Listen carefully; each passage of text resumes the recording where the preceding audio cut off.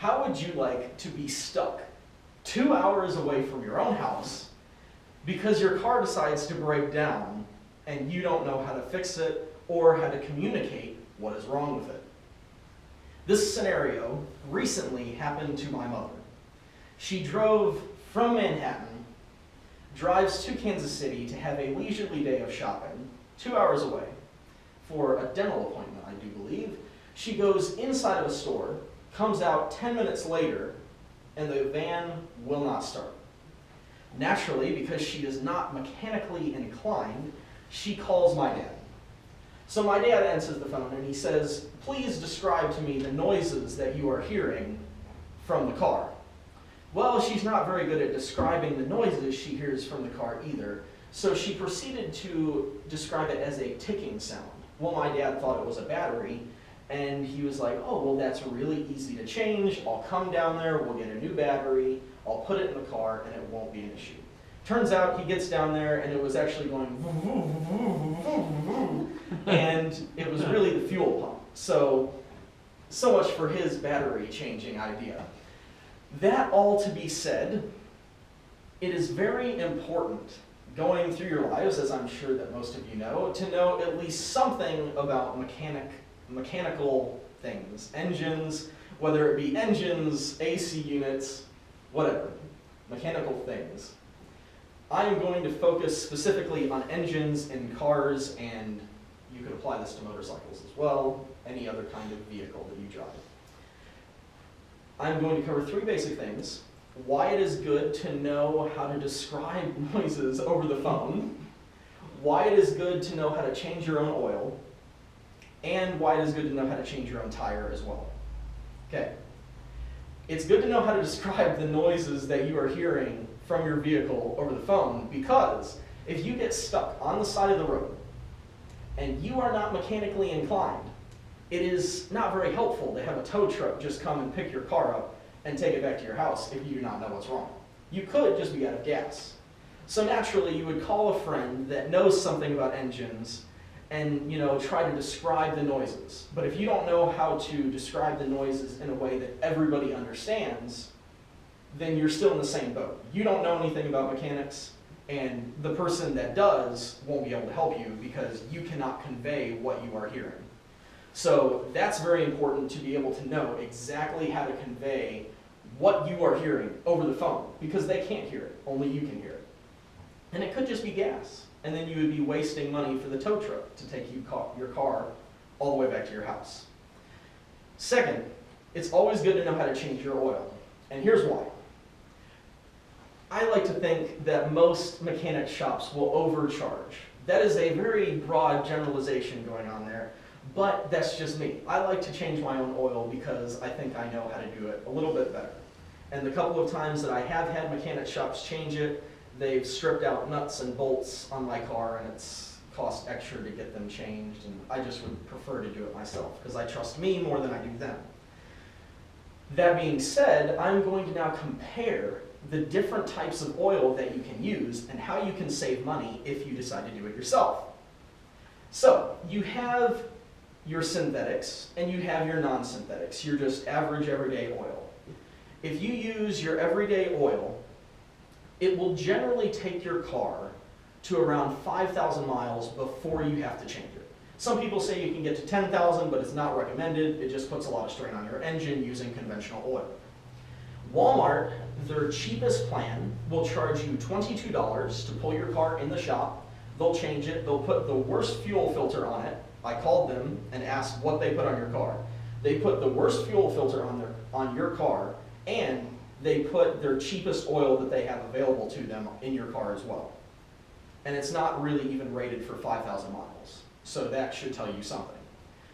Now, if you do it yourself from Walmart, you can spend $30 and get a reasonably good deal on an oil change.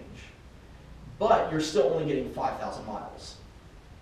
If you decide to go the synthetic route, which I am happy to say we have an AMSOIL dealer here in our church, for those of you that are watching, he deals in the top of the line synthetic oil that is available, and this is the Signature Series AMSOIL for 5W20.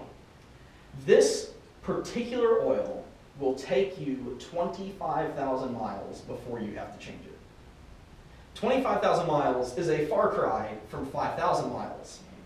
That would be 5 oil changes that you now only have to do once.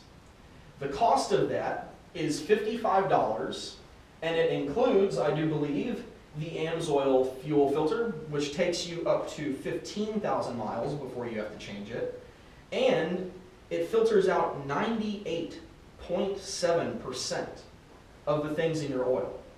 The next closest one is the Chevy one, and it filters out 95%.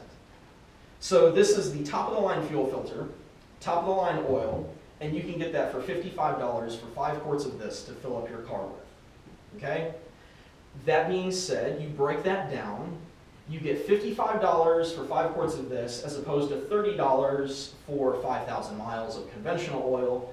You will be saving on average $100 just in the first oil change of this. So you can save $100 by switching over to AMSOIL or other synthetics. I can't speak for other synthetics, I just trust AMSOIL. You can save $100 just by switching over to a synthetic oil as opposed to keeping conventional oil in your car. And shops will not put conventional, or shops will only put conventional oil in your car because they're not going to spend the money or take the time to put synthetics in your car. You would have to provide it, and then it would just be a mess because they would have to do it. It's a problem.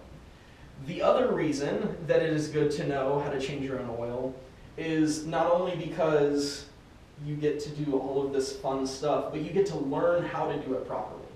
You get to learn what your car is made of, you get to learn what goes through your car, and why it's important to put the best in your car. This will also take down on engine heat, and it'll save your engine over periods of time, so it saves you money there too. The third thing is changing tires. I am increasingly disturbed by how many teens that are going through driver's training courses or that are on the road do not know how to change a flat tire. This causes a whole bunch of problems. If you get stranded somewhere and you're on the side of the road, highway, traffic is flying by, and you don't know how to change your tire, you could have somebody stop and try to help you, but you don't know their motives. They could be there to rob you. They could be there to harass you. They could be there to help you. That's always a possibility. But also in the age of cell phones comes the idea that, oh, they don't really need help because they can just call somebody on the phone and get them here to change their tire. So unless it's a police officer, you never really know what kind of motives that person has. That being said, it is very good to know how to change your tire, to be able to break the bolts, to be able to do it efficiently and not strip your lug nuts when you're putting them back on. And not only that, but you don't get all frazzled when your tire blows out on the highway. It's also good to know how to change your own tires because you can pull them off before a major trip and make sure that their tread is good without having to take it to a shop and trust their word for it. The last thing I would like to say is it is always a good idea to carry some sort of tool around with you. Now, I like to carry my Leatherman just because if a hose decides to blow up on my engine, there's all those clamps that are on your engine, and it's always a good idea to have a pair of pliers with you. This also has a flat tip screwdriver and a Phillips tip screwdriver. It's just very helpful. Also a ratchet can be a great tool. But those are just a few things that I would suggest that you know before. Of course, you've already been on the road for a long time, but for new drivers and old ones as well, experienced, that's a better term. For new drivers and experienced drivers, it's always a good idea to know how to do at least these 3 basic things. So thank you for your time, and that is the end.